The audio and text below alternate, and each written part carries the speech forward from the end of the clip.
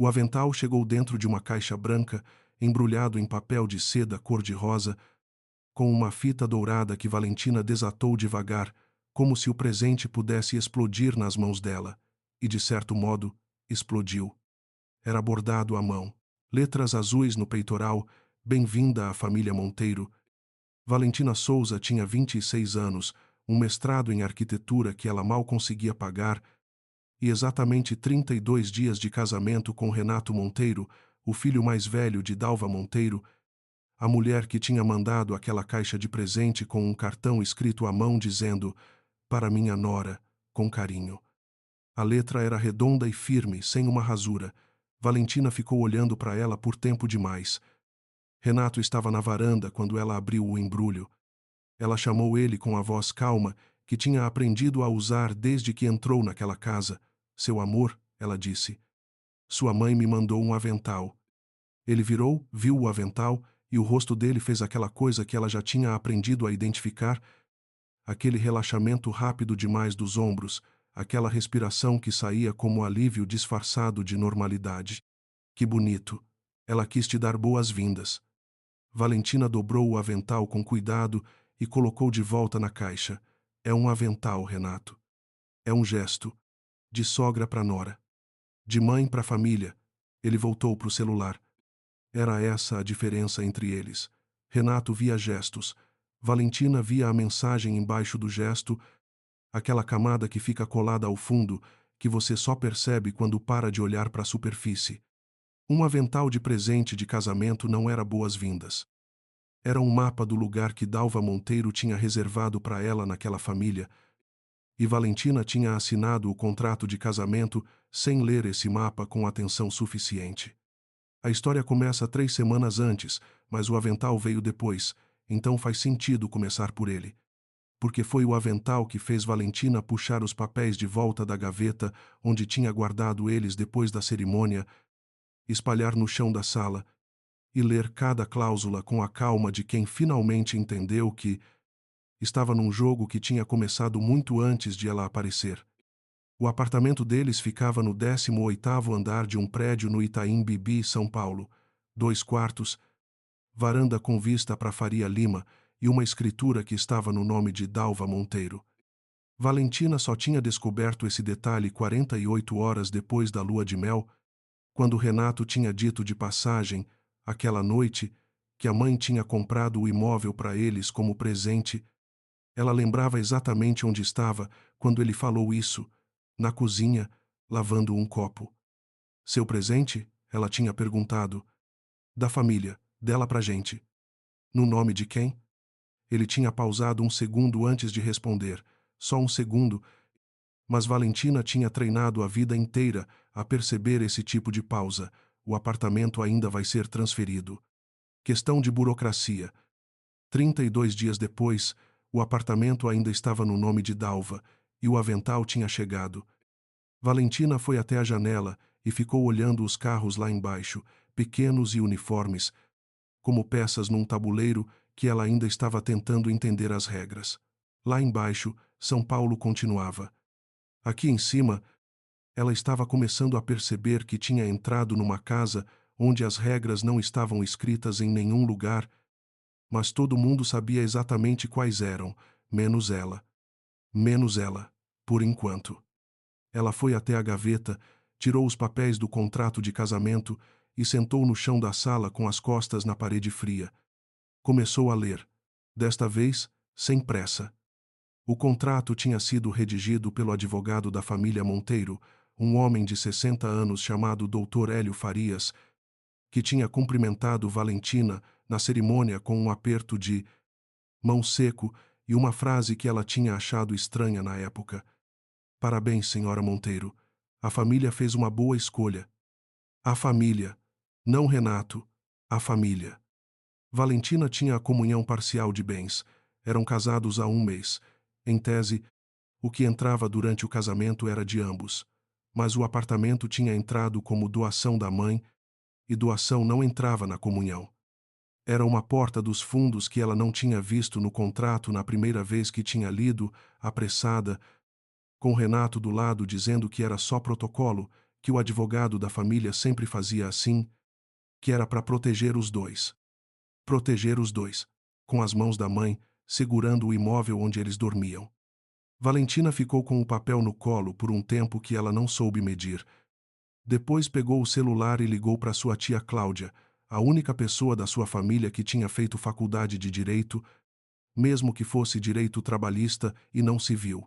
A ligação caiu na caixa postal. Ela desligou sem deixar mensagem. Lá fora, São Paulo começava a acender as luzes da tarde.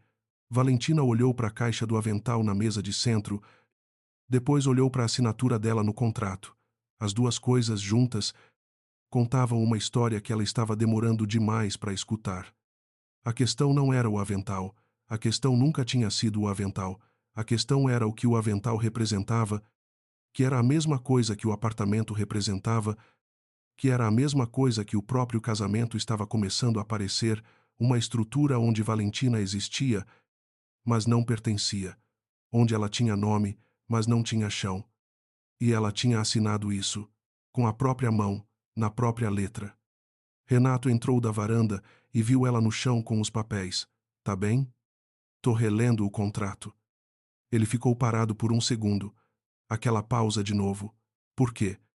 Ela olhou para ele. Renato Monteiro tinha 31 anos. Era sócio numa empresa de incorporação imobiliária que operava sob o guarda-chuva dos negócios da família e tinha um jeito de sorrir que fazia você querer acreditar que tudo estava bem quando provavelmente não estava. Ela tinha se apaixonado por exatamente esse sorriso, num coffee break de um seminário de arquitetura sustentável, 18 meses atrás. Porque eu nunca li direito da primeira vez, ela disse. Ele veio sentar no sofá acima dela, não no chão do lado dela, e Valentina anotou isso mentalmente, sem deixar aparecer no rosto. E achou alguma coisa? Algumas coisas. Ela dobrou os papéis com calma. Vou conversar com minha tia Cláudia. A expressão dele não mudou, mas alguma coisa nos ombros ficou diferente. Cláudia é trabalhista. Ela tem contatos. Silêncio. Não o silêncio confortável de casal que não precisa falar. O outro tipo. O tipo que ocupa espaço. Valentina, ele disse por fim, minha mãe estava tentando ser gentil com o avental. Eu sei. Ela se levantou, pegou a caixa da mesa, foi até o armário do quarto e colocou o avental na prateleira de cima, dobrado, sem uma ruga. De costas para ele, ela falou: Amanhã eu vou almoçar com ela. Marcar. Com quem? Com sua mãe. Ela escutou ele se levantar atrás dela, escutou a hesitação antes de ele falar. Para quê? Valentina fechou a porta do armário e virou, para agradecer o presente. Renato ficou olhando para ela por 3, 4 segundos. Depois assentiu com a cabeça, como se tivesse decidido aceitar aquela resposta, e voltou para a varanda. Valentina foi até a janela do quarto e ficou olhando a cidade por baixo. 32 dias de casada. Um avental bordado, um apartamento no nome errado e uma assinatura dela num contrato que ela tinha lido rápido demais. Ela tinha tempo de consertar isso. A questão era entender o que, exatamente, precisava ser consertado e em que ordem. O almoço com Dalva Monteiro aconteceu numa terça-feira, num restaurante em Higienópolis onde a sogra era cliente antiga, o suficiente para ter uma mesa própria perto da janela. Dalva tinha 63 anos, cabelo branco cortado curto e o jeito de uma mulher que estava acostumada a que as coisas acontecessem do modo que ela planejava. Ela beija Valentina nos dois lados do rosto quando se encontraram, sem calor e sem frieza, com a precisão de quem sabe exatamente a quantidade certa de gentileza necessária para cada situação. Que bom que você veio, Dalva disse. Eu queria muito te conhecer melhor. Valentina sorriu. Eu também. Renato fala muito de você. Era verdade. Renato falava de Dalva o tempo inteiro, mas de um jeito que Valentina só tinha conseguido decodificar depois de algumas semanas. Ele nunca discordava dela em voz alta, ele nunca contrariava um plano que vinha da mãe. E quando Valentina perguntava o que ele achava de alguma coisa que tinha a ver com a família, ele primeiro perguntava o que a mãe tinha dito a respeito. Elas pediram o almoço. Dalva falou de viagens, de um jardim que estava reformando na casa dela no Morumbi, de uma sobrinha que tinha acabado de ter bebê. Valentina ouviu, respondeu nos momentos certos e esperou. O assunto veio na sobremesa. O apartamento, Dalva disse, com o mesmo tom casual de quem continua uma conversa anterior, vai demorar um pouco para transferir. O Dr. Hélio disse que tem questão de imposto de renda que precisa ser resolvida primeiro. Valentina levou a colher de mousse de chocolate à boca antes de responder. Quanto tempo, mais ou menos? 1 ano, talvez 2. Dalva tocou na borda do copo de água. Mas vocês estão bem instalados. Não tem problema nenhum. Com certeza. Valentina pousou a colher. Eu fiquei curiosa com uma cláusula do contrato de casamento. Você provavelmente não sabe, é coisa jurídica, mas apareceu uma questão sobre a doação e a comunhão parcial de bens. A primeira rachadura, tão pequena que quase não aparecia. Um endurecimento no canto dos olhos de Dalva que durou menos de um segundo antes de voltar à neutralidade. O Dr. Hélio estruturou tudo da melhor forma. É para proteger vocês. Para proteger a gente dos dois? Claro, o tom era cordial. A pausa antes dele tinha sido de um tamanho exato. Valentina assentiu como se estivesse satisfeita com a resposta e mudou de assunto para uma exposição de arquitetura que tinha visto semana passada. Dalva relaxou visivelmente e elas terminaram o almoço falando de coisas sem peso. Na saída, Dalva segurou o braço de Valentina por um momento. Fico feliz que você tenha vindo. Você é uma moça inteligente. Renato fez uma boa escolha. A mesma frase do Dr. Hélio na cerimônia. Valentina notou isso com a parte do cérebro que ficava de plantão para esse tipo de coisa, a parte que guardava tudo que não batia.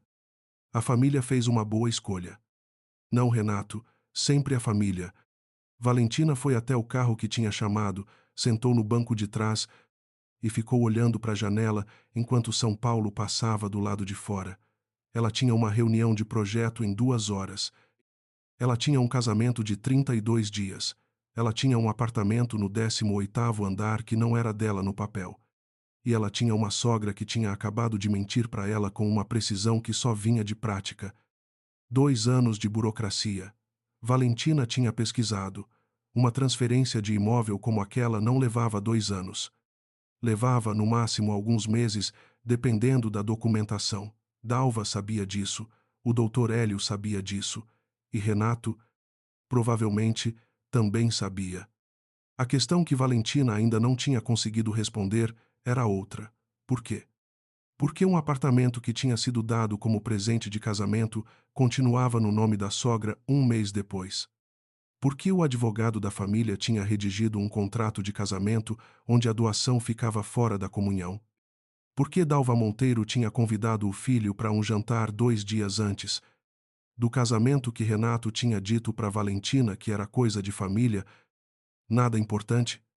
Valentina tinha perguntado o que tinha sido discutido nesse jantar. Renato tinha dito o de sempre. Assuntos da empresa, planos de expansão, questões que ela não precisava se preocupar. O de sempre. Ela não precisava se preocupar. Ela ficou olhando o trânsito da Paulista e começou a organizar o que sabia. Um apartamento, um contrato, um avental. Um jantar que ela não tinha sido chamada. Um advogado que falava como se a família fosse uma entidade acima das pessoas dentro dela. Valentina tirou o celular e mandou uma mensagem para tia Cláudia, dessa vez não perguntando, pedindo o nome de alguém de direito civil e de família que ela pudesse consultar discretamente. A resposta chegou em 10 minutos. Um nome, um número e um emoji de coração. Valentina olhou para o número por alguns segundos. Depois guardou o celular e ficou olhando a cidade. Ela ainda não sabia o que estava procurando, mas estava começando a saber onde procurar. Naquela mesma tarde, enquanto Valentina estava na reunião de projeto, olhando para a planta de um edifício comercial que ela ajudava a projetar, Dalva Monteiro estava no escritório do Dr. Hélio Farias, no 12º andar de um prédio na Paulista, sentada na cadeira de frente para a mesa dele com as mãos cruzadas no colo. Ela perguntou sobre o contrato. Dalva disse. O Dr. Hélio tirou os óculos e limpou a lente com um pano. Era um gesto que ele fazia quando precisava de um segundo antes de responder, e Dalva já sabia disso fazia 30 anos de trabalho junto.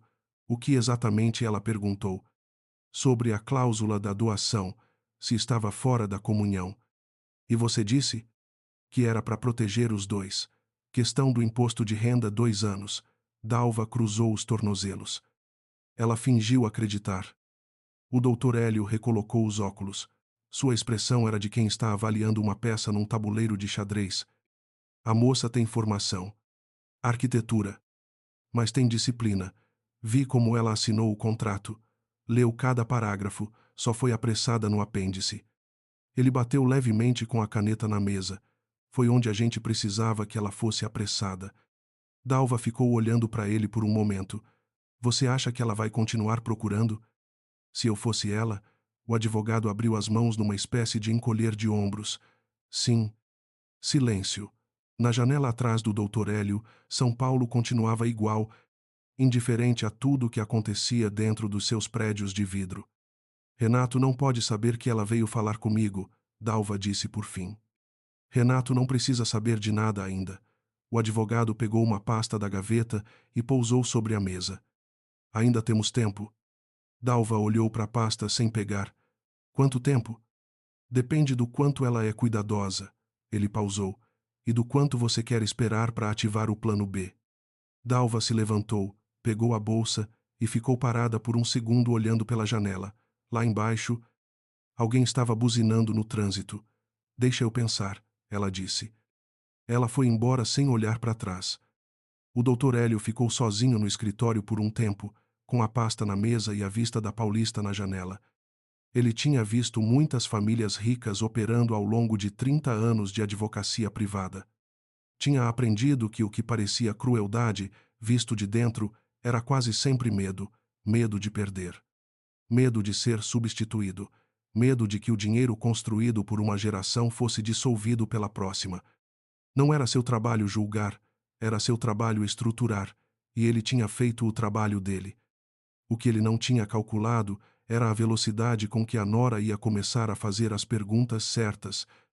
3 dias depois, Valentina estava sentada numa mesa de café pequena em Pinheiros, na frente de uma advogada chamada Dra. Fernanda Rios, que a tia Cláudia tinha recomendado e que tinha 40 e poucos anos, cabelo preto cortado na altura do queixo e um jeito de ouvir que fazia você querer contar tudo antes de ter planejado quanto ia contar. Valentina contou o essencial: o apartamento, o contrato, a cláusula, o prazo inventado da sogra. Dra. Fernanda ouviu sem interromper. Quando Valentina terminou, ela ficou em silêncio por alguns segundos, olhando para o café na frente dela. Comunhão parcial de bens com doação excluída, ela disse por fim. E o apartamento no nome da sogra com promessa verbal de transferência. Isso. Promessa verbal não vale nada no papel. Oi, Zai. Drutara Fernanda olhou para Valentina. O que você quer saber exatamente? Valentina envolveu o copo de café com as duas mãos. Eu quero saber se existe alguma situação onde essa estrutura me coloca em desvantagem de um jeito que eu ainda não estou vendo. A advogada ficou quieta por um momento que foi longo o suficiente para Valentina entender que a resposta era sim. Em caso de separação, Dra. Fernanda disse devagar, você sai sem o apartamento. Sem o imóvel mais valioso do casamento, que foi dado como presente, mas nunca foi transferido para o nome do casal. E se ele fosse transferido para o casal durante o casamento? Aí entra na comunhão. E em caso de separação, você tem direito à metade. Valentina ficou olhando para o café, mas se ele continuar no nome dela, você não tem nada para dividir que se refira a esse bem. O café estava esfriando. Valentina não tomou. Tem alguma coisa que eu possa fazer agora? Não como processo, não como confronto, só como proteção. Drata Fernanda inclinou a cabeça levemente. Tem, mas vai depender do que você quer proteger e do quanto você quer que o marido saiba. Era uma pergunta com duas camadas. Valentina entendeu as duas. Por enquanto, ela disse, eu quero entender o que está acontecendo antes de qualquer conversa com ele. A advogada assentiu. Então me manda o contrato completo. Eu leio com calma e te dou um panorama real. Ela fez uma pausa. Você está com medo? Valentina pensou na pergunta com honestidade. Não. Eu estou com raiva. Mas tipo a raiva fria, sabe? Aquela que te deixa mais atenta, não menos. Drat Fernanda olhou para ela com uma expressão que era quase, mas não exatamente, um sorriso. Esse tipo de raiva é o mais útil. Valentina voltou para casa naquela noite, com o contrato escaneado no celular e a cabeça mais cheia do que tinha sido. Quando saiu, Renato estava em casa, trabalhando no laptop na mesa da sala. Ele levantou os olhos quando ela entrou. Estava onde? Com uma amiga. Ela foi até a cozinha, encheu um copo de água. Você jantou? Pedi delivery. Tem sobra na geladeira. Valentina abriu a geladeira, ficou olhando para a comida sem ver e fechou. Voltou para a sala. Renato tinha voltado para o laptop. Ela ficou parada na entrada da sala olhando para ele, aquele perfil que ela tinha amado tantas vezes, aquele jeito de franzir o senho quando estava concentrado. Renato. Ele levantou os olhos de novo. A sua mãe ainda tem a escritura do apartamento. Uma pausa. Não de surpresa, ela percebeu agora, diferente de antes, uma pausa de quem está decidindo o que responder. Eu sei. A gente já conversou sobre isso. A gente conversou sobre a burocracia. Valentina cruzou os braços, não com agressividade, só porque estava frio. Eu conversei com alguém hoje, uma advogada. O laptop fechou. Não bruscamente. Devagar, com cuidado, o que de alguma forma era pior do que brusco. Você consultou uma advogada sobre o nosso casamento? Sobre o nosso contrato de casamento, que foi redigido pelo advogado da sua família. Renato ficou olhando para ela por um momento. Valentina, isso é desnecessário. Talvez. Ela não desviou o olhar. Mas eu quero entender o que eu assinei. Você assinou um contrato padrão. O Dr. Hélio faz igual para todo mundo da família. Todo mundo da família já está dentro da família, ela disse. Eu entrei de fora. Silêncio. O tipo que ocupa cada centímetro da sala. Renato se levantou e foi até ela. Ele colocou as mãos nos ombros dela com gentileza e ela deixou. Eu entendo que você ficou preocupada, ele disse, com a voz calma de quem acha que calma resolve qualquer coisa. Mas você pode confiar em mim. O apartamento vai ser transferido. Você não vai ser prejudicada. Valentina olhou para o rosto dele. Procurou alguma coisa que ela soubesse o nome. Mentira. Não. Era mais complicado que mentira. Era alguém dizendo uma verdade que acreditava de verdade, mas que não era toda a verdade. Tá bom, ela disse. Renato deu um beijo na testa dela e voltou para o laptop. Valentina foi para o quarto. Ficou em pé no escuro por um momento antes de acender a luz. Ela tinha crescido com a mãe sozinha num apartamento de 2 quartos em Santo André, onde o dinheiro era suficiente, mas exigia atenção constante. Tinha aprendido desde cedo que as coisas que pareciam certas muitas vezes não eram, e que a única coisa que te protegia era entender exatamente onde você estava pisando. Ela tinha entrado nesse casamento achando que entendia onde estava pisando. Estava na hora de olhar de novo. Nos dias que se seguiram, Valentina fez aquilo que sabia fazer bem. Ela organizou, em silêncio, sem pressa, sem dar bandeira. Ela enviou o contrato para Droma Fernanda. Ela releu os documentos que tinha assinado durante o noivado, aquelas papeladas que na época tinham parecido formalidade. Ela prestou atenção nos detalhes que antes tinha deixado passar. E foi num desses documentos que ela encontrou a primeira coisa que não deveria estar lá. Era uma procuração, não para ela, emitida por Renato Monteiro em favor de Dalva Monteiro, assinada 6 dias antes do casamento, com poderes que incluíam a administração e eventual alienação de bens imóveis. Alienação. Ela pesquisou a palavra, mesmo já sabendo, venda, transferência, disposição. A procuração dava à mãe o poder de vender o apartamento sem a assinatura do filho. Valentina ficou olhando para o documento por um tempo que ela perdeu a conta. O apartamento que Dalva tinha dado como presente de casamento, que ainda estava no nome de Dalva, podia ser vendido por Dalva a qualquer momento, sem que Renato precisasse assinar nada. E Renato sabia disso. Tinha assinado a procuração com a própria mão. Ela pegou o celular e mandou foto do documento para Droma Fernanda. A resposta veio em 40 minutos. Uma mensagem longa, com linguagem técnica, que Valentina traduziu mentalmente para termos simples enquanto lia. O resumo era este. A estrutura inteira fazia sentido como um mecanismo de controle. Se o casamento acabasse, Dalva vendia o apartamento antes de qualquer divisão judicial.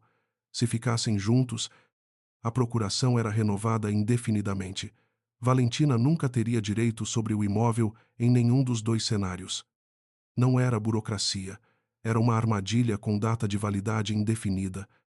A última linha da mensagem de Druma Fernanda dizia: "Você precisa decidir o que quer fazer com essa informação."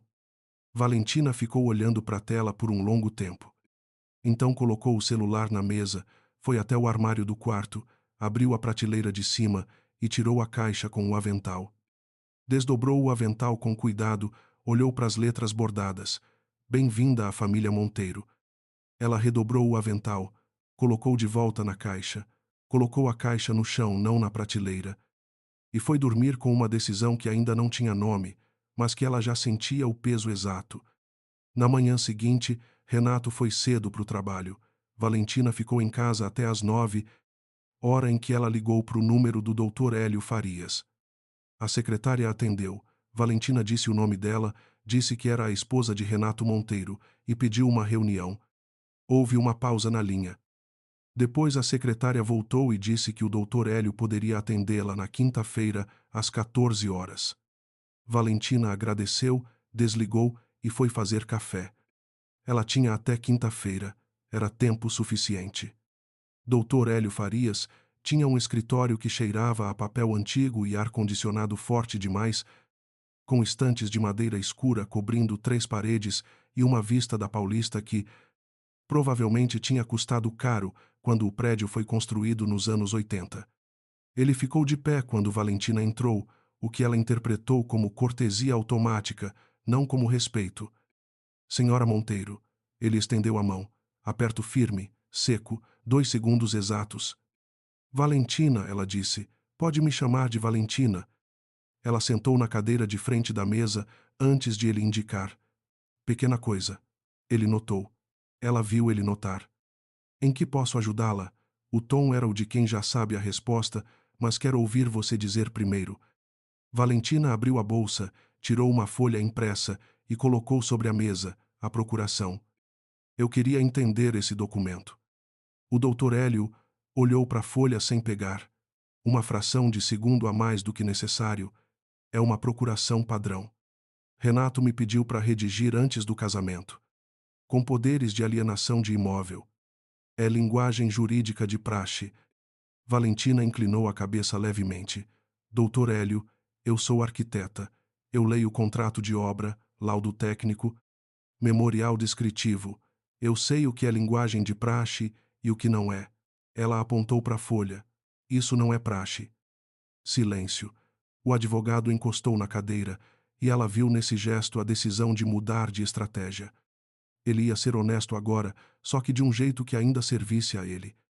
"A família Monteiro tem um patrimônio construído ao longo de décadas," ele disse, com a voz de quem está sendo razoável. "A Dalva é uma mulher precavida. Ela protege os ativos. Dos filhos dela. Das circunstâncias imprevisíveis." Valentina olhou para ele. "Das esposas dos filhos." O Dr. Hélio não respondeu. Não era necessário.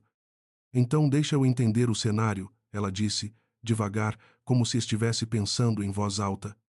"O apartamento está no nome dela. A procuração permite que ela venda sem a assinatura do Renato. Se a gente se separar, ela vende antes de qualquer processo. Se a gente não se separar, a situação continua indefinidamente e eu nunca tenho propriedade de nada. Você tem o casamento." Era a coisa mais honesta que ele tinha dito e a mais cruel. Valentina pegou a folha de volta, dobrou, colocou na bolsa. "Obrigada pelo seu tempo, Dr. Hélio." Ela se levantou. "Valentina." A voz dele tinha mudado. Não era ameaça. Era um aviso que tentava se disfarçar de conselho. "Você é uma moça inteligente. A Dalva também acha isso." Mas inteligência dentro de uma família como essa funciona melhor quando é discreta. Valentina colocou a bolsa no ombro. Que bom que a senhora acha. Ela saiu sem olhar para trás. No elevador descendo, ela ficou de frente para o espelho e olhou para a própria expressão. Não raiva, não medo. Aquela concentração fria que a tia Cláudia chamava de cara de jogo, que aparecia quando Valentina estava resolvendo um problema de estrutura num projeto e precisava encontrar onde a carga estava desbalanceada antes que a coisa caísse. A carga estava desbalanceada faz tempo, ela só tinha demorado a ver. Ela saiu do prédio na Paulista e ficou na calçada por um segundo com o sol batendo no rosto. São Paulo barulhenta e urgente do lado de fora. O escritório de Dalva Monteiro ficava a 8 minutos dali, num prédio na rua Haddock Lobo, onde a empresa de incorporação da família tinha o andar inteiro. Valentina não tinha pedido para ir, não tinha avisado, entrou no Uber e foi. A recepcionista da Monteiro Incorporações tinha sido treinada para ser impenetrável, mas não tinha sido treinada para alguém que chegasse dizendo ser a nora da diretora e pedindo 2 minutos, não mais. Valentina ficou de pé na recepção, com a postura de alguém que não vai embora, e deu certo. Dalva apareceu no corredor 2 minutos depois, com a expressão de quem está avaliando uma situação antes de decidir como reagir a ela. Ela não disse nada imediatamente. Valentina também não. Por fim, Dalva abriu a mão numa direção. Vamos para a sala de reunião. A sala era de vidro, todo mundo do andar podia ver quem estava dentro. Valentina notou isso. Notou que Dalva tinha escolhido esse espaço de propósito, e sentou. Você foi falar com o Hélio, Dalva disse. Não era pergunta. Fui. Valentina colocou a bolsa na mesa. Ele me explicou a estrutura. Dalva ficou de pé, encostada na parede de vidro, com os braços cruzados. De fora, quem passasse no corredor veria duas mulheres conversando. Nada mais. E o que você quer, Valentina? A pergunta era direta de um jeito que Valentina não tinha esperado. Ela gostou disso, de certa forma. Pelo menos eram as cartas na mesa. Eu quero que o apartamento seja transferido para o nome do casal. No prazo real, não no prazo inventado. Dalva ficou em silêncio por um momento. Você está ameaçando minha família? Estou pedindo o que foi prometido quando o apartamento foi dado como presente. Presente da família. A voz de Dalva não estava levantada, estava controlada, o que era mais pesado. Dado com condições que existem, porque a família tem um histórico de precisar de proteção. Proteção de quem? De situações que não podemos prever. Dalva descruzou os braços, foi até a cadeira do lado oposto e sentou. Agora elas estavam frente a frente. Valentina, você é uma moça que eu respeito. Você é esforçada, você é inteligente. Mas você entrou numa família com 40 anos de patrimônio construído e você tem 2 meses de casada. Você entende que existe uma diferença? Eu entendo que o Renato é filho dessa família faz 31 anos, Valentina disse, e que se você confia nele o suficiente para ele administrar os projetos da empresa, você pode confiar nele o suficiente para colocar o nome dele num imóvel. O nome dele está no contrato matrimonial. Não está na escritura. Silêncio. Dalva olhou para ela por um tempo que foi mais longo do que qualquer pausa anterior. Valentina não desviou o olhar. Eu vou conversar com o Hélio, Dalva disse por fim. A gente acelera o processo. Era uma concessão pequena, formulada de um jeito que não soava como concessão. Valentina reconheceu a manobra. Ela assentiu como se aceitasse e se levantou. Obrigada pelo seu tempo. Na saída da sala de reunião, quando Valentina já estava no corredor, ela escutou Dalva dizer para trás, com a voz baixa o suficiente para ser quase um pensamento em voz alta. Você é mais parecida com o pai do Renato do que eu esperava. Valentina parou, virou. Com licença? Dalva tinha os olhos em outro lugar, já olhando para o celular. Nada. Boa tarde. Valentina ficou parada por 2 segundos no corredor de vidro, com o barulho do escritório ao redor e aquela frase ecoando, parecida com o pai do Renato. O pai do Renato tinha morrido quando Renato tinha 13 anos, de infarto, e Renato nunca falava nele. Nunca. Valentina tinha tentado algumas vezes e tinha sempre encontrado. Aquela parede gentil que ele colocava na frente de alguns assuntos era informação demais para ignorar e de menos para usar. Ela guardou. Naquela noite, Renato chegou em casa mais cedo que o normal. Valentina estava na cozinha fazendo macarrão, a coisa mais simples que existia, porque às vezes, quando a cabeça está pesada demais, o corpo precisa de uma tarefa que ela já sabe fazer com os olhos fechados. Minha mãe me ligou, ele disse. Valentina mexeu a massa. Eu imaginei. Valentina. A voz dele tinha uma textura que ela não tinha ouvido antes. Não raiva. Algo entre preocupação e... O quê? Ela não conseguiu identificar ainda. Você foi lá no escritório dela sem avisar. Eu fui falar com ela sobre o apartamento. Você podia ter falado comigo. Valentina tirou a panela do fogo e virou. Eu falei com você. Você disse para confiar em você. Eu confiei por um tempo e o apartamento continuou no nome dela. Ela pegou o escorredor. Então eu fui falar com a fonte. Renato ficou na entrada da cozinha com os braços caídos e ela viu nele alguma coisa que raramente aparecia, uma espécie de cansaço honesto que era diferente do cansaço de trabalho. Como alguém que estava carregando um peso que não escolheu e que não sabe como pousar. Ela vai agilizar a transferência, ele disse. Eu sei, ela me disse. Ele ficou quieto por um momento. Depois, você sabe que eu não sabia de tudo, né? Valentina serviu a massa nos 2 pratos antes de responder. Colocou os pratos na mesa, puxou uma cadeira. Senta. Ele sentou. Ela sentou. Eles ficaram olhando um para o outro por cima dos pratos de macarrão numa terça à noite. Você não sabia de tudo, ela disse, mas você sabia de alguma coisa. Ele não negou. Isso era alguma coisa. A procuração, ela disse. Uma pausa. Ele pegou o garfo, mas não comeu. O Hélio disse que era padrão para proteção de patrimônio. E você acreditou nele. Ele é o advogado da família faz 30 anos. É advogado da família. Não seu advogado, não meu. Valentina enrolou a massa no garfo. Renato, tem uma diferença entre confiar num advogado porque você cresceu com ele, confiar porque você verificou que os interesses dele são os mesmos que os seus. Ele ficou olhando para o prato.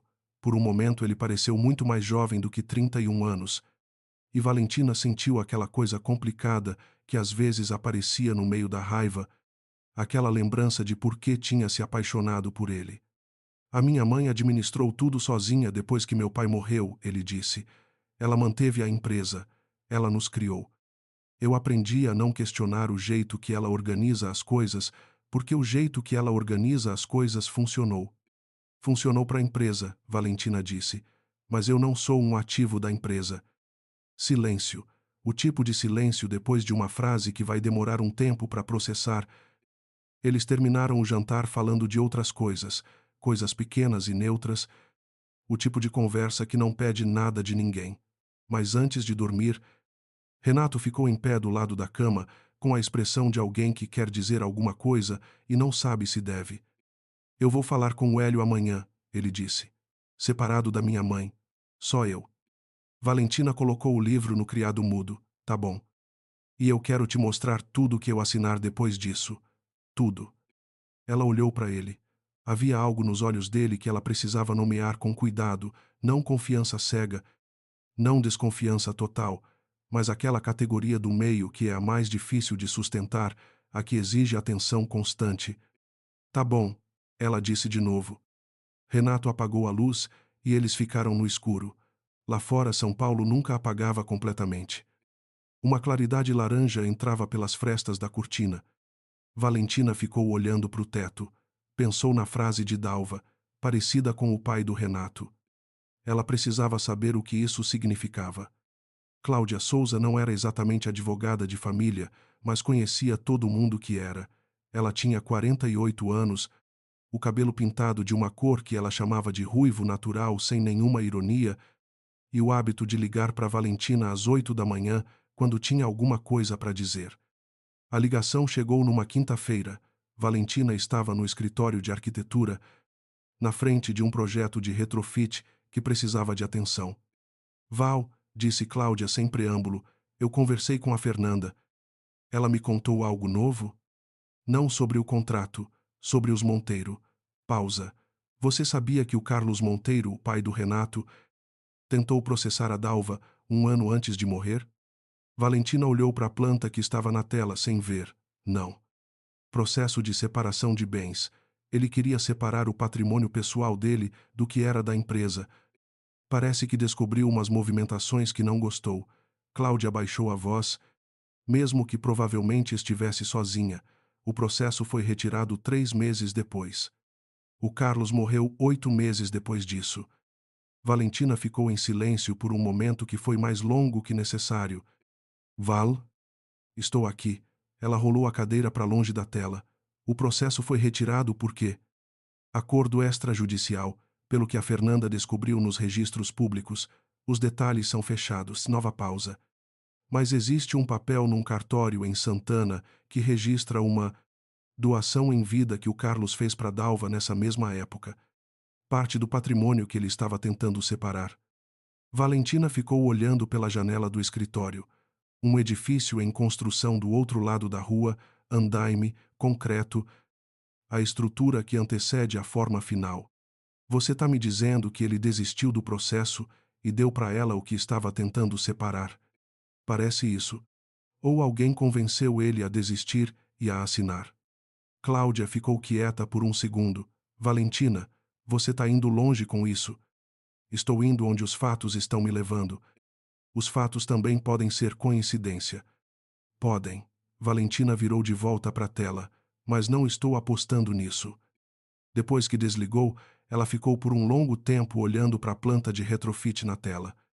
Um prédio antigo sendo adaptado para uma função nova. A estrutura original ainda lá embaixo, invisível, mas determinando tudo. A estrutura original. Carlos Monteiro tinha tentado separar os bens e desistido. Renato tinha crescido sem o pai e aprendido a não questionar a mãe. A procuração tinha sido assinada 6 dias antes do casamento. O apartamento continuava no nome de Dalva. Essa era a estrutura. Valentina estava só agora aprendendo a ler a planta. Naquela mesma tarde, Dalva Monteiro estava no jardim da casa dela no Morumbi, sentada numa cadeira de ferro com um copo de limonada, olhando para a roseira que o jardineiro tinha podado na semana anterior. Ela gostava do jardim depois da poda. Aquela clareza, de forma quando o excesso é removido. O celular tocou. Ela viu o nome na tela e atendeu. Hélio. Renato me ligou, disse o advogado. Ele quer uma reunião sem você. Dalva ficou olhando para a roseira, uma folha amarelada no canto que o jardineiro tinha deixado passar. Quando? Ele quer marcar para a semana que vem, mas está pedindo os documentos completos antes. Tudo, o contrato matrimonial, a procuração, o histórico de transferências do imóvel. Dalva levantou o copo de limonada e bebeu devagar. Dê a ele o que está disponível nos registros públicos. E o resto? O resto é meu. Ela pousou o copo. Hélio, o Renato é meu filho. Mas ele está sendo influenciado por uma pessoa que entrou nessa família faz 2 meses e já está revirando o arquivo. A moça é muito metódica. Eu sei que ela é metódica. Dalva se levantou, foi até a roseira e tirou a folha amarelada com 2 dedos. Metódica e com raiva fria. O pior tipo. Ela deixou a folha cair. Acelera a transferência do apartamento. Silêncio. Do outro lado. Dalva, se você transfere agora. Se eu transfiro agora, ela não tem mais argumentos sobre o imóvel e o Renato fica tranquilo. Ela voltou para a cadeira. Eu resolvo o problema mais simples. O problema mais complicado fica para depois. Qual problema mais complicado? Dalva ficou olhando para o jardim por um momento. O fundo. Pausa. Ela não sabe do fundo, disse o advogado. Ainda não. Dalva pegou o copo. Mas se ela continua cavando, vai achar. Hélio ficou quieto por alguns segundos. Quando falou de novo, a voz tinha mudado levemente, aquela inflexão de quem está saindo do papel de executor e entrando no de conselheiro. Dalva. O Carlos tentou e você conseguiu manejar, mas a Valentina não é o Carlos. Ela não tem vínculo emocional suficiente para ser convencida a recuar. Oisai. Então você sabe que segurar o fundo vai funcionar só por um tempo. Eu sei disso também. Ela tomou o último gole de limonada. Por isso eu preciso que o Renato decida antes que ela ache. Decida o quê? Dalva colocou o copo vazio na mesa de ferro. Ficou olhando para a palmeira no fundo do jardim. Se ele está do lado dela ou do lado da família. Ela desligou antes de o advogado responder. No escritório vazio, 3 andares abaixo do andar onde Dalva costumava trabalhar, havia uma sala que os funcionários chamavam de arquivo histórico, que era uma forma educada de dizer o lugar onde ficavam os papéis, que ninguém precisava ver, mas ninguém tinha coragem de destruir. Caixas de cartão pardo, etiquetas escritas à mão, datas que recuavam até os anos 90. Valentina não sabia que essa sala existia ainda, mas estava chegando perto. A transferência do apartamento foi processada numa sexta-feira de manhã, 42 dias depois do casamento. Renato mandou uma mensagem para Valentina às 10h30. Feito, escritura no nosso nome agora. Ela leu a mensagem no metrô, a caminho de uma visita de obra, e ficou olhando para a tela por 2 estações antes de guardar o celular. Era uma vitória pequena. Ela sabia que era pequena porque o Dr. Hélio tinha concordado rápido demais e Dalva tinha cedido rápido demais, e quando as pessoas que estavam se opondo à sua recuam sem resistência, real é porque estão recuando para criar espaço para um movimento diferente. Druta Fernanda tinha dito isso quando Valentina tinha contado. Tinha usado palavras mais técnicas, mas era isso. Você vai continuar procurando? A advogada tinha perguntado. Vu. Por quê? Você já tem o que pediu? Valentina tinha pensado por um segundo. Porque a minha sogra mencionou o pai do Renato de um jeito que não fazia sentido, e porque o Dr. Hélio disse uma coisa sobre o fundo que não fechou com nada que eu sabia. Drago Fernanda tinha ficado quieta. Que fundo? É o que eu estou tentando descobrir. O fundo tinha aparecido de um jeito oblíquo, quase acidental.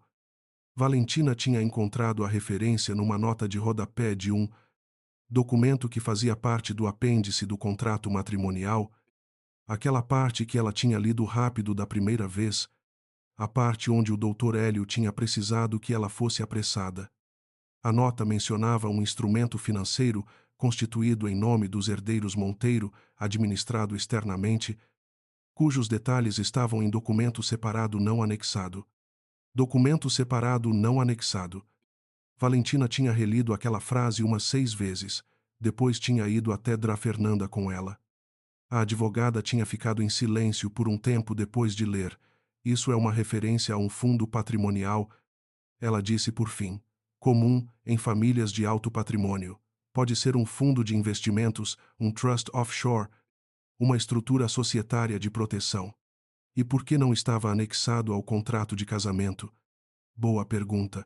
Dona Fernanda tinha devolvido o papel. A resposta mais simples é descuido. A resposta menos simples é que não estava lá de propósito. Valentina tinha olhado para a nota de rodapé. Como eu descubro o que está nesse documento? Você pede ao Renato diretamente. E se ele não souber? A advogada tinha ficado em silêncio. Era o silêncio de alguém que quer dizer: essa é a pergunta certa. E a resposta é perigosa. Valentina tinha pedido ao Renato naquela noite, com calma, sem acusação, como alguém que só quer entender o que está escrito no papel. Ela tinha mostrado a nota de rodapé. Renato tinha olhado para a nota por um longo tempo. Depois tinha dito: eu sei o que é o fundo. Valentina tinha esperado. O meu pai criou antes de morrer, ele disse, com a voz que ele usava quando falava de coisas que tinham um peso que ele carregava diferente de tudo o resto. Era para proteger o patrimônio da família. Ações, um imóvel em Campinas, umas aplicações. A minha mãe administra desde que ele morreu. E você tem acesso às informações. Uma pausa, mais longa que deveria.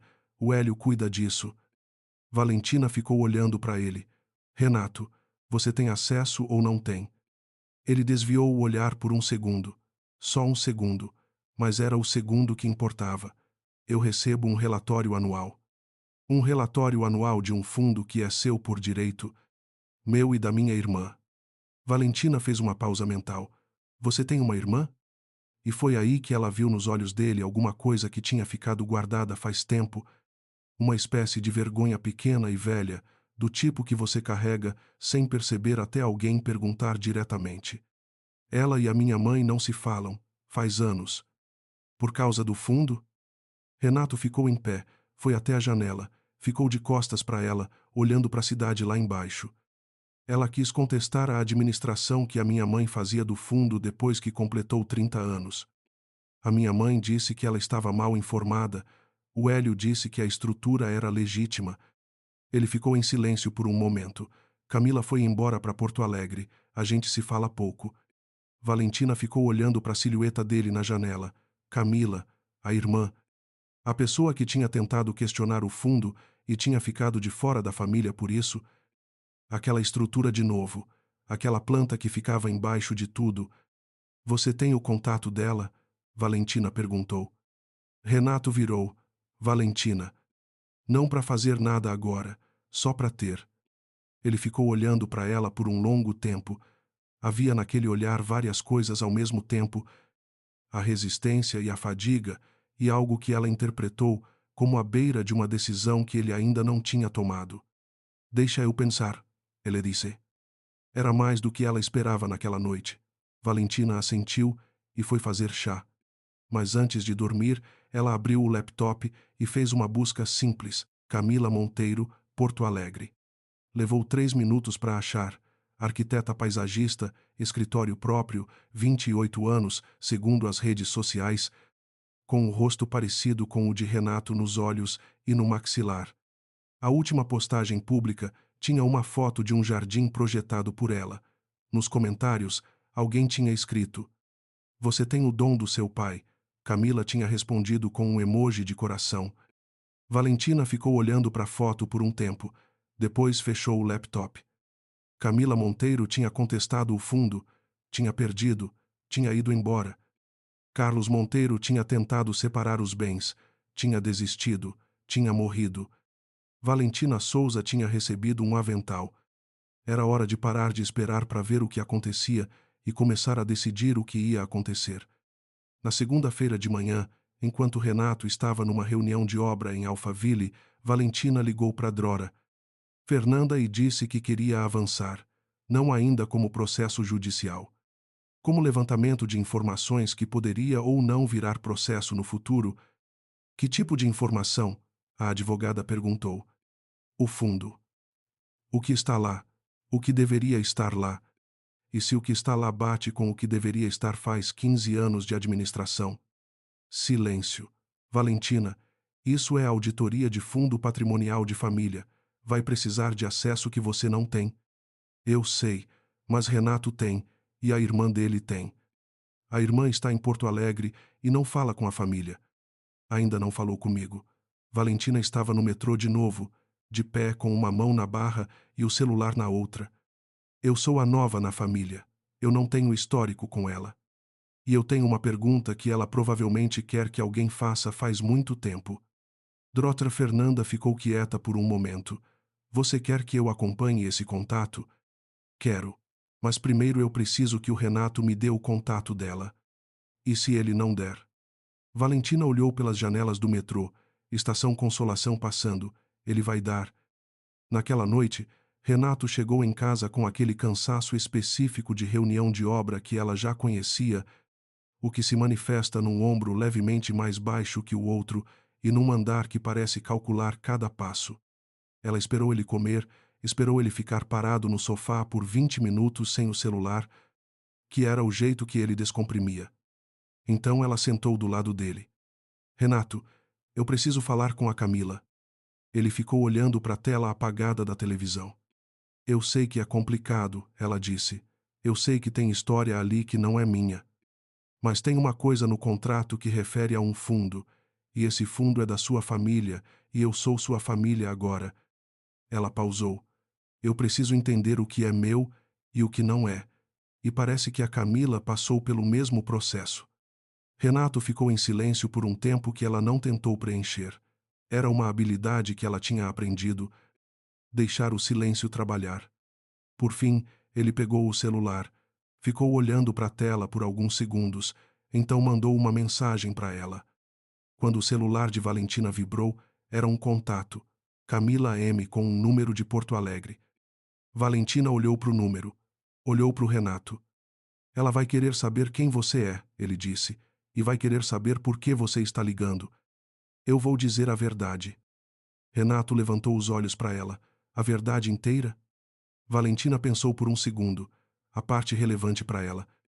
Ele assentiu devagar, como alguém que está aceitando uma coisa que não gosta, mas reconhece como necessária. Tá bom. Valentina foi para o quarto, fechou a porta e ficou olhando para o número de Camila por um tempo. Lá fora, o barulho da cidade.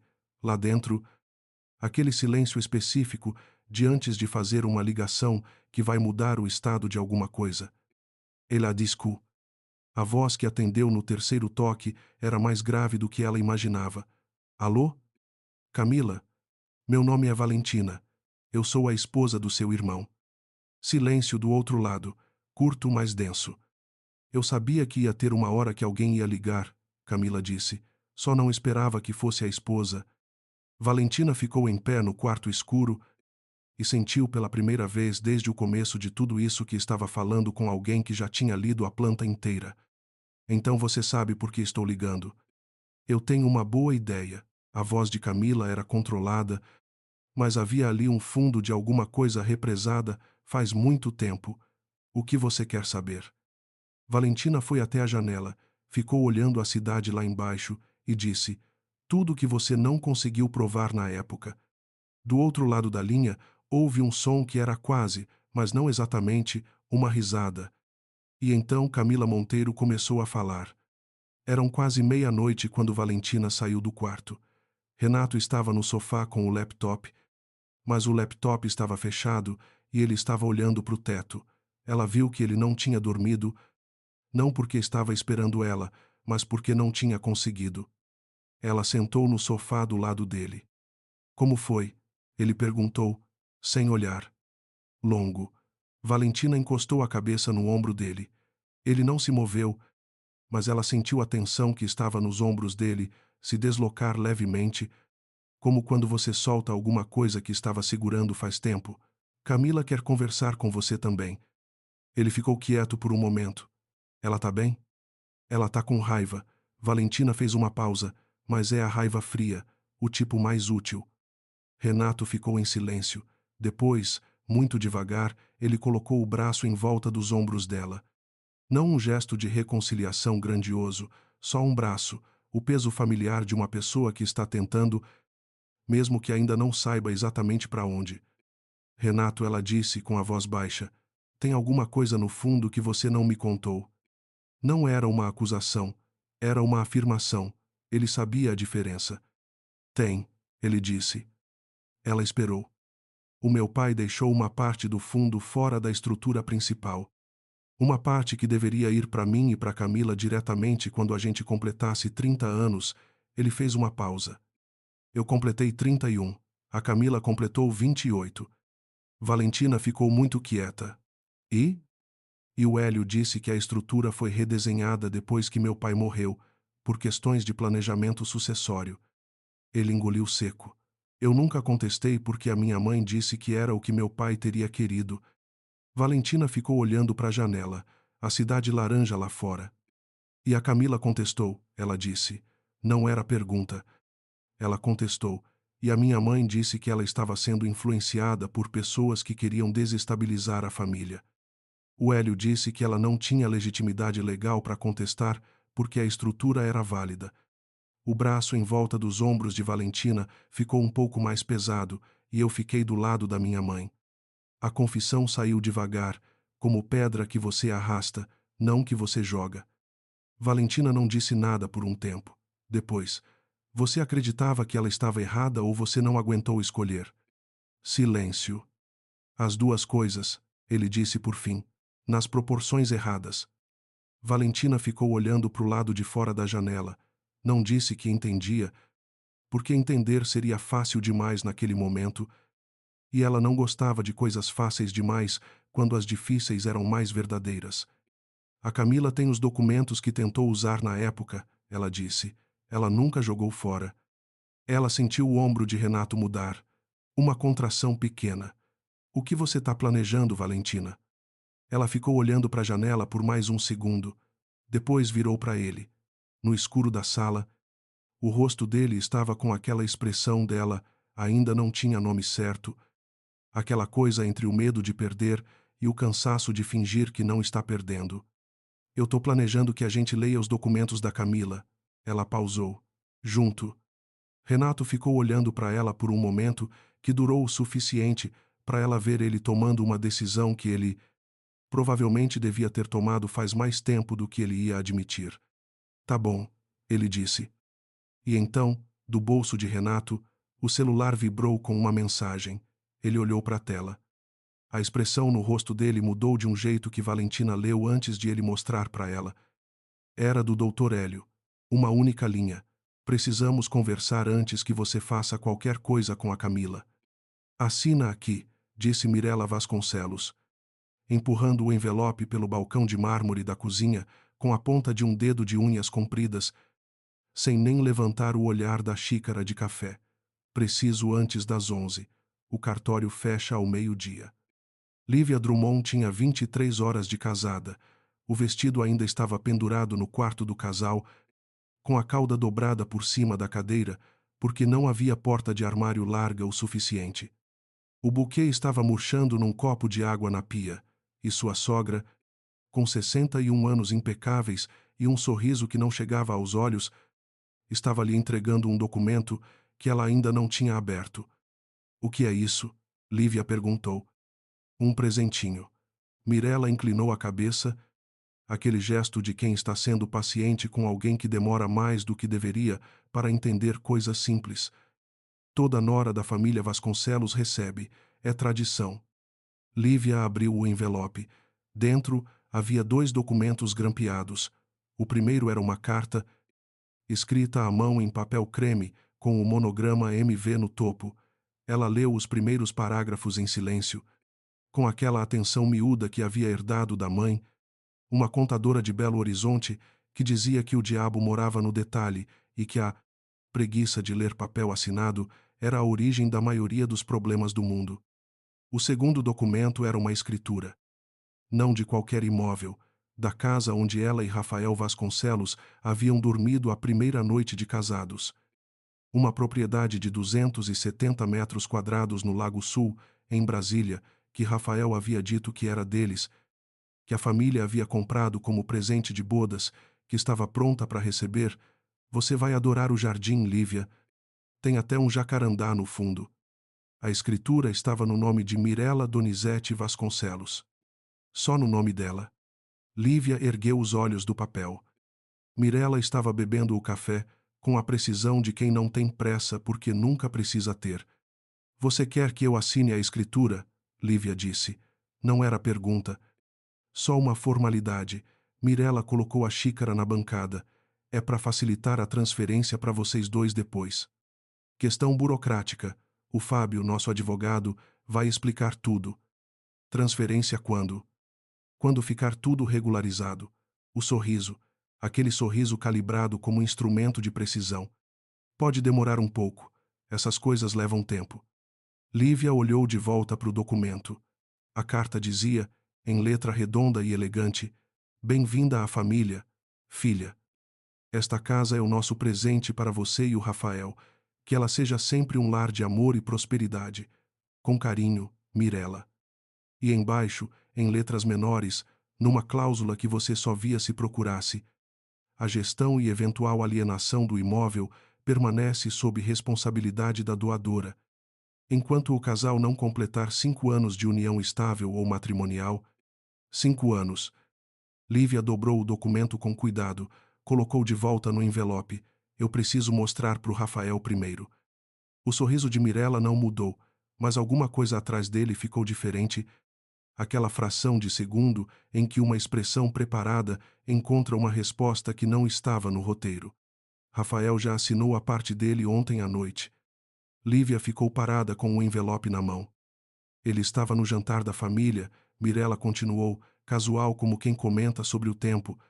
Só uma assinatura de confirmação, de praxe. Você seria a última. Ontem à noite. A véspera do casamento. O jantar de família ao qual Lívia não havia sido convidada porque, nas palavras de Rafael, era coisa interna. Você sabe como é. Minha mãe gosta de ter os filhos juntos antes das cerimônias. Não é nada importante. Ela havia ficado no hotel com a própria família, com a mãe e as duas tias e a prima Fernanda que viera de São Paulo só para o evento, rindo até tarde, bebendo espumante barato e comendo salgadinho de pacote como se ainda tivessem 16 anos. Enquanto isso, Rafael havia assinado um documento sobre a casa deles, sem contar para ela. Vou precisar ler com calma, Lívia disse. Sua voz estava nivelada. Havia aprendido essa técnica com a mãe também. Quando você está com raiva de verdade, a voz fica mais baixa, não mais alta. Mirella terminou o café. Claro, filha. Só não deixa passar do meio-dia. Ela saiu da cozinha com o mesmo passo de quem acabou de resolver um assunto menor, e Lívia ficou sozinha no mármore branco daquela cozinha que ainda cheirava a tinta nova, com o envelope na mão e a clareza crescente de que havia entrado numa casa cujas regras ninguém havia se dado ao trabalho de explicar. Rafael desceu as escadas 20 minutos depois, com o cabelo ainda molhado e aquele sorriso que ela havia amado na primeira vez que o viu, numa palestra de marketing em que nenhum dos dois deveria estar. Tinha 28 anos, trabalhava na construtora da família e tinha uma forma de entrar num ambiente que fazia as pessoas ao redor ficarem mais fáceis, como se o termostato emocional do cômodo baixasse um grau. Minha mãe te encontrou, ele disse. Não era pergunta. Me deu um presente de casamento. Lívia colocou o envelope sobre a bancada entre eles. Você assinou esse documento ontem? Ele olhou para o envelope.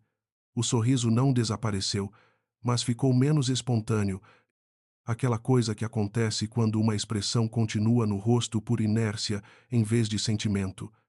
Foi uma coisa do Fábio. Formalidade de transferência. Você leu o que assinou? É protocolo da família, Lívia. Todo imóvel que a família dá para um casal passa por essa estrutura primeiro. Rafael. Ela abriu o envelope, tirou a escritura e colocou na bancada com a cláusula virada para cima. Apontou. 5 anos. Ele olhou para o papel. A pausa que veio depois foi de um tipo específico, não de surpresa, mas de alguém que sabia que esse momento ia chegar e estava decidindo como atravessá-lo. É para proteção dos dois. Proteção de quem contra o quê? De situações imprevisíveis. Minha mãe é precavida. A sua mãe é precavida com o imóvel que ela disse que era nosso. E vai ser. Em 5 anos. Lívia olhou para ele. Procurou a mentira e não encontrou exatamente mentira, que era o problema. O que encontrou foi algo mais difícil. Alguém que havia crescido dentro de uma estrutura tão completamente que não conseguia mais ver a estrutura, só o normal que ela havia construído. Você sabia dessa cláusula quando assinou? Ela perguntou. Outra pausa. Essa durou mais. Eu sabia que tinha um período de estabilização. De 5 anos. A família tem um histórico que justifica a cautela. Lívia recolheu o documento, colocou de volta no envelope. Vou ligar para minha mãe. O rosto de Rafael mudou. Lívia. Não para fazer nada, só para conversar com alguém que entende de papel. Ela pegou o envelope e foi até as escadas. E não vou assinar hoje. Ela subiu sem esperar a resposta. Atrás dela, ela ouviu Rafael ficar parado na cozinha por um momento. Depois o som da xícara sendo colocada na pia, com mais força do que necessário. Helena Drummond atendeu no segundo toque. Tinha 52 anos, óculos de grau na ponta do nariz e um ritmo de escuta que fazia você querer dizer tudo antes de ter planejado quanto ia dizer. Mãe. Lívia fechou a porta do quarto. O buquê ainda estava no copo de água. Você tem meia hora? Tenho a manhã inteira. O que aconteceu? Lívia contou. O avental? Não, não era avental aqui, era o envelope, a escritura, a cláusula dos 5 anos, o jantar da véspera do qual ela não havia participado. A voz de Helena ficou mais quieta à medida que ela ouvia. Aquela qualidade de silêncio ativo de alguém fazendo anotações mentais enquanto escuta. Manda a foto da cláusula, Helena disse quando Lívia terminou. Você vai entender?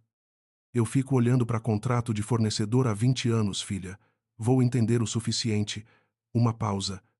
Você está bem? Estou com a raiva fria. Lívia foi até a janela. O jardim do Lago Sul lá embaixo, o jacarandá que Rafael havia mencionado, roxo e bonito, e no terreno de Mirela Vasconcelos, a que deixa mais atenta. Essa é a melhor, Helena disse. Manda a foto. Lívia fotografou a cláusula. Enquanto esperava, foi até o armário, tirou o vestido de noiva da cadeira e pendurou do jeito que deveria ter pendurado desde o começo. Uma coisa concreta de fazer enquanto o resto ainda estava suspenso. O celular vibrou. Helena havia mandado uma mensagem de áudio. Lívia colocou no ouvido. Essa cláusula não é ilegal, mas é incomum. A doação com restrição de alienação por prazo é instrumento válido, mas usá-la num presente de casamento, com o próprio casal precisando assinar antes de completar um dia de casados, isso tem uma intenção que não é proteção. Pausa. Filha, você precisa de alguém de direito de família, não eu. Você precisa de alguém que saiba exatamente o que isso significa em caso de separação. Eu nem estou pensando em separação, mãe. Eu sei, mas o documento está pensando. Lívia ficou quieta por um momento. Do lado de fora, um carro passou na rua tranquila. A cidade continuava, indiferente a tudo o que acontecia dentro das casas de vidro e mármore do Lago Sul. Tem mais alguma coisa no documento que eu devo procurar? Ela perguntou. Tem sempre, mas precisa de alguém que saiba onde olhar. Helena baixou a voz, como se estivesse num lugar com outras pessoas, mesmo que provavelmente não estivesse. Você confia no Rafael? Era a pergunta que ela havia estado evitando desde que desceu as escadas com o envelope na mão. Ela pensou com honestidade que era a única forma que valia a pena pensar quando a pergunta importava de verdade. Eu confio que ele acredita que está protegendo a gente, ela disse. Não sei se confio que ele sabe de tudo. Essa é uma resposta adulta. Helena fez uma pausa. Me liga de tarde. Vou pegar o contato de uma colega do direito civil. Lívia desligou. Ficou em pé no quarto com o vestido de noiva pendurado à sua esquerda e a janela com o jacarandá à sua direita, e tomou uma decisão que ainda não tinha nome completo, mas que ela sentia no peso específico de coisa certa que não vai ser fácil. Ela não ia assinar. Ia entender o porquê antes de fazer qualquer outra coisa. Naquela mesma manhã, no escritório do Dr. Fábio Correia, no 10º andar de um prédio na Asa Sul, Mirela Vasconcelos estava sentada na cadeira de frente da mesa, com as mãos cruzadas e uma expressão de cálculo que nunca chegava a parecer cálculo, só precaução bem educada. Ela não assinou, disse Mirela.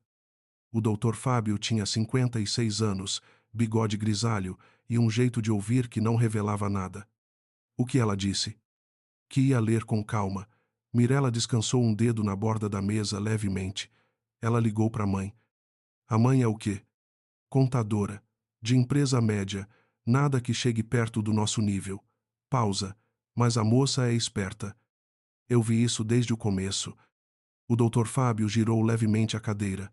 Esperta é diferente de preparada. Nesse caso específico, talvez não seja.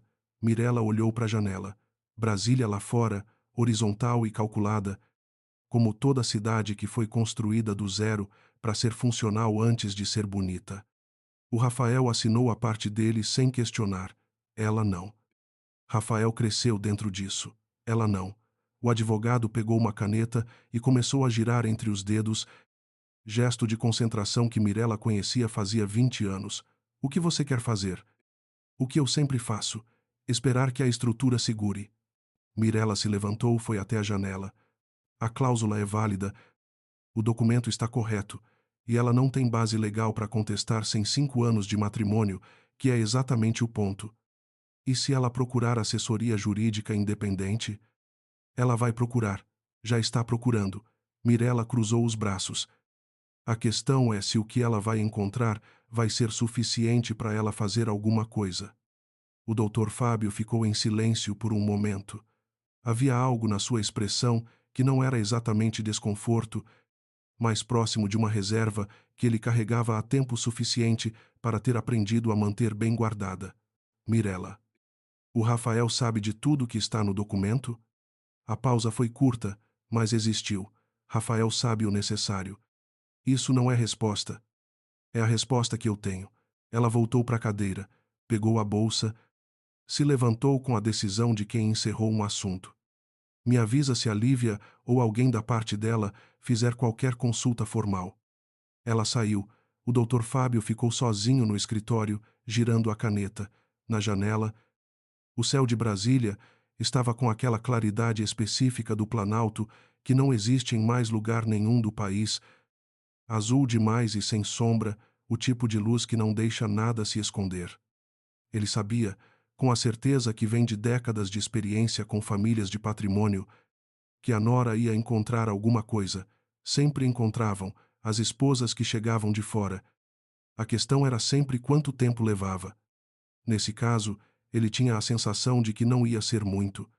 Rafael encontrou Lívia no jardim de tarde, sentada no banco de pedra perto do jacarandá, com o celular na mão e um caderninho aberto no colo em que ela estava, escrevendo alguma coisa com a letra miúda de quem está organizando pensamentos.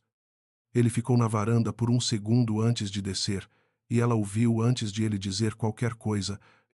Você foi falar com a sua mãe? Ele disse, chegando perto. Liguei. Ela fechou o caderninho. Você foi falar com a sua? Não fui. Ele sentou no banco ao lado dela, não tão perto que parecesse pressão, não tão longe que parecesse distância deliberada, mas ela me mandou mensagem. O que ela disse? Que você é inteligente. O canto da boca dele subiu levemente, aquela coisa que não era sorriso completo, mas chegava perto. Disse da mesma forma que minha mãe fala de coisas que a preocupam. Lívia olhou para ele. Rafael, você sabia que tinha um período de 5 anos na cláusula? Ele ficou olhando para o jacarandá. As flores roxas tinham a cor específica de fim de tarde, mais escuras do que de manhã. Eu sabia que tinha um período de estabilização. Não detalhei os 5 anos quando assine. Você detalhou alguma coisa? Uma pausa. Honesta essa, não de cálculo, não o suficiente. Lívia abriu o caderninho de novo, no lugar onde havia escrito. Rafael inclinou levemente a cabeça para ver, mas ela não escondeu. Estava escrito: Cláusula 3, parágrafo 2. Por que 5 anos? O que muda em 5 anos? O que não muda? Você está auditando o documento, ele disse. Estou entendendo o que assinei. Ela fechou de novo. Ou o que você assinou por mim sem me contar. Ele ficou quieto. O sol estava baixando. As sombras do jacarandá alongavam no chão de pedra do jardim, aquelas sombras recortadas que árvore antiga faz quando a luz fica horizontal. Minha mãe tem uma forma de organizar as coisas, ele disse, devagar, como alguém que está escolhendo cada palavra com o cuidado de quem sabe que algumas não têm conserto depois de ditas. Ela perdeu meu pai quando eu tinha 16 anos. Ela assumiu tudo, a empresa, a família, o patrimônio. Ela aprendeu que as coisas ficam mais seguras quando ela controla as variáveis. E eu sou uma variável. Ele não respondeu de imediato, o que era uma forma de responder. Você é nova na família. Eu sou sua esposa, Lívia olhou para ele, desde ontem. E desde ontem tem um documento dizendo que a casa onde a gente está não é nossa por 5 anos. Rafael girou levemente para ela. No rosto dele havia aquela coisa que ela havia aprendido a identificar nas últimas semanas, aquele espaço entre o que ele sabia e o que estava disposto a admitir que sabia. Eu vou conversar com ela. Sobre o que especificamente? Sobre a transferência, sobre antecipar o prazo. Rafael. Ela colocou a mão na coxa dele, não com ternura calculada, só como ato físico de quem precisa que o outro preste atenção no que vem a seguir. Se ela montou essa estrutura, foi porque ela acredita que ela funciona. Uma conversa não vai mudar estrutura. Você não conhece minha mãe. Essa é exatamente o problema. Lívia tirou a mão. Eu casei com o filho dela e não conheço ela direito. Porque todas as vezes que eu ia conhecer, lá melhor, Você estava no meio dizendo que não precisava, que você explicava, que você mediava. O silêncio que veio depois era do tipo que cabe muito. Rafael ficou olhando para o jacarandá. Eu sei fazer isso sozinha, ela disse, mais baixo. Conhecer ela, entender como ela funciona. Mas para isso você precisaria ter me deixado. Ele não respondeu. As sombras do jardim continuaram crescendo. Lívia se levantou, pegou o caderninho e o celular. Amanhã de manhã eu tenho uma reunião. Com quem? Com uma advogada de família que minha mãe indicou. Ela foi até a varanda. Não é ameaça, Rafael, é informação. Eu preciso saber o que eu assinei antes de assinar mais alguma coisa. Ele ficou no banco, de costas para ela, olhando para o jacarandá. E se você descobrir algo que mude tudo? Ela parou com a mão na porta da varanda. Virou. Depende do que for tudo. Entrou antes de ele responder. A advogada se chamava Drom Patrícia Leandro, 43 anos, escritório próprio no sudoeste, mesa coberta de papéis que ela encontrava sem olhar, o que era o tipo de organização que parece caos, mas não é. Ela leu os documentos que Lívia havia trazido, com a calma de quem lê papéis dessa natureza toda semana. Cláusula de restrição de alienação com prazo de 5 anos, embutida numa doação de imóvel como presente de casamento, ela disse, sem erguer os olhos ainda. Incomum. Não ilegal, mas incomum. Isso é o que minha mãe disse. Sua mãe tem bom instinto. Datara Patrícia colocou os documentos na mesa. O que você quer saber? Lívia tinha pensado nessa pergunta durante a noite, enquanto o marido dormia do lado com aquela respiração de quem não está dormindo de verdade, só fingindo para não precisar continuar a conversa. Eu quero saber o que essa estrutura significa na prática. Não juridicamente. Na prática, para mim. Dra Patrícia encostou na cadeira. Na prática, você mora numa casa que não é sua por no mínimo 5 anos. Nesse período, a sogra pode, dentro dos termos da cláusula, tomar decisões sobre o imóvel sem precisar da sua assinatura nem da do marido. A cláusula usa o termo gestão e eventual alienação, que na linguagem que as pessoas entendem, significa que ela pode vender se quiser. Lívia ficou quieta por um momento. Ela pode vender a casa onde a gente mora. Ela pode, com aviso prévio nos termos do documento, que você vai notar são bem elásticos. Por que alguém faz isso? A advogada escolheu as palavras com cuidado. Existem famílias que têm muito patrimônio e pouca confiança. Não em pessoas específicas, mas na duração das coisas. Casamentos que duram, relacionamentos que continuam. A cláusula é um seguro. Contra mim. Contra a incerteza que você representa para eles. Drora Patrícia pegou uma caneta. Você tem 2 meses de namoro? 2 anos? 2 anos de relacionamento. Casamos sexta-feira. Para uma família como essa, 2 anos é pouco tempo. Não era julgamento, era descrição. A questão que você precisa se fazer é outra. O marido sabia de tudo, e ele sabia de parte. Que parte ele sabia? Lívia pensou na conversa do jardim, na pausa antes de ele responder sobre os 5 anos. No jeito que ele havia olhando para o jacarandá em vez de para ela, ele sabia que havia uma estrutura de proteção. Não sei se sabia que a cláusula dava poder de venda para a sogra. Drara Patrícia ficou em silêncio por um momento. Tem alguma coisa mais no documento que você não me mostrou ainda? Lívia abriu a bolsa, tirou o apêndice que havia encontrado na noite anterior, colado à última página por um grampo que parecia casual demais para ser casual, aquele tipo de detalhe que você não vê se não está procurando e que você vê imediatamente se está. Era uma referência a um segundo documento. Um fundo de gestão de ativos constituído em nome de Mirela Donizete Vasconcelos, com beneficiários indicados como os herdeiros legais da família Vasconcelos, sem mais detalhes, sem número de documento, sem data. Dra Patrícia leu o apêndice. A expressão dela não mudou, mas os olhos ficaram um tempo maior no papel do que haviam ficado nas páginas anteriores. Isso não está explicado no restante do documento? Ela perguntou. Não. Você perguntou para o marido? Ainda não. A advogada colocou o apêndice sobre os outros documentos, alinhou as bordas com cuidado. Lívia. Essa referência indica que existe um instrumento financeiro separado ligado ao patrimônio da família. Fundo de gestão de ativos pode ser muitas coisas, desde um fundo de investimentos simples até uma estrutura offshore complexa de gestão de herança. E por que estaria referenciado no apêndice do meu contrato de casamento? Boa pergunta. Drade Patrícia olhou para ela. A resposta menos complicada é que o advogado foi descuidado e deixou um documento interno aparecer onde não devia. A resposta mais complicada é que ele estava sinalizando que essa estrutura existe e que tem alguma relação com o casamento. Que tipo de relação? Isso depende do que está no fundo. A advogada fez uma pausa. Você tem acesso a esse documento? Não. O marido tem? Lívia pensou. Rafael havia mencionado o fundo uma única vez, semanas antes do casamento, de passagem, chamando de o fundo do meu pai, dizendo que o doutor Fábio cuidava, que era coisa de herança, que não era para ela se preocupar. Ela não havia perguntado mais porque naquela época o namoro ainda tinha aquela textura de novo que deixa algumas perguntas de lado. Eu não sei, ela disse com honestidade. Descubra, doutora Patrícia disse. Não de forma agressiva, só como conversa. E me manda qualquer documento que ele compartilhar. Ela fechou a pasta.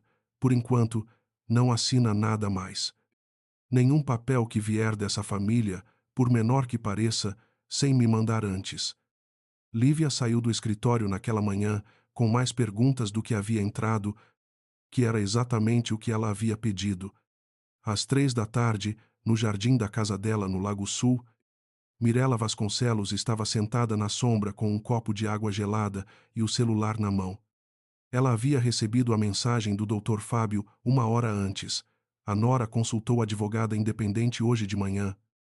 Ela não havia respondido ainda. Estava pensando. Mirela tinha aprendido, ao longo de 35 anos de administrar uma família e um patrimônio, depois que o marido havia morrido de infarto com 51 anos, que existia uma diferença fundamental entre os tipos de oposição que você encontra.